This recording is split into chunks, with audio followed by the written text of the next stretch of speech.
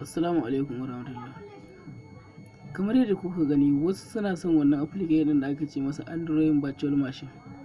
To amma kuma abin mamakin shi wannan bayaninsa a TikTok, wato alifata gali, mutane da yawa ya ce wa wai ka gaya masa irin wai da kake so ya turo ma. Yanzu mutane comment wajen 400, 500 ko 600, ta yaya zai bi?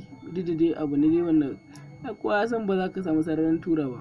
To mutanen wasu kuma wanda suke so, wani ba zai iya rubuta wannan kalmar ba. Magana ta gaskiya, Android virtual machine rubuta shi a gurin wani gaskiya zai masa fama. Shi sa muka ce za mu gaya muku kuma mu nuna muku application din wanda ake installing din su, wanda suke bayar da wata Android din a cikin wata Android din. Kada ku manta da subscribe, za ku kalli bidiyon nan a natse. Insha Allah za ku ga yadda suke. Kai tsaye bari mu je mu fara bidiyo.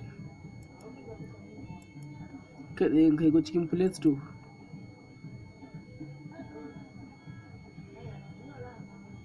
Yau bari ne. Yau F1 din nan. Yau to shine nan. Wannan shi ne na daya. Wannan application din kowa a sannan yake amfani da wannan application din na san ya ga wannan a ciki, wannan din nan to akwai shi. To bayan kun gan shi nan, to wannan shine nan na daya a cikin su. Yau to daga shi sai wannan din nan. Yau to shi wannan. Amma magana da gaskiya application din fa gabaki ɗinsa a ciki babu mai karamin nauyi. Kuma in dai haka gani a cikin Google Play Store na wayarka to zai yi a wayarka garanti.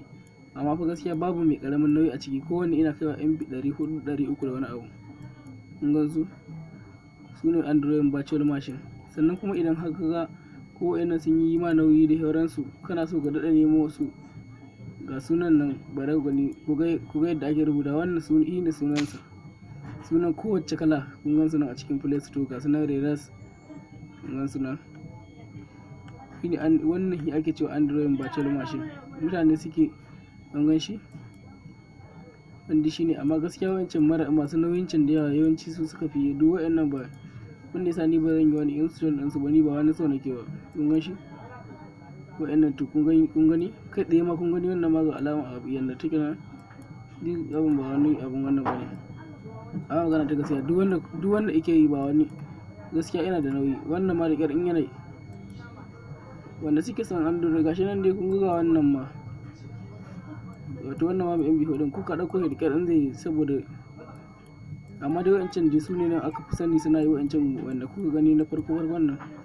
Kun gan su nan.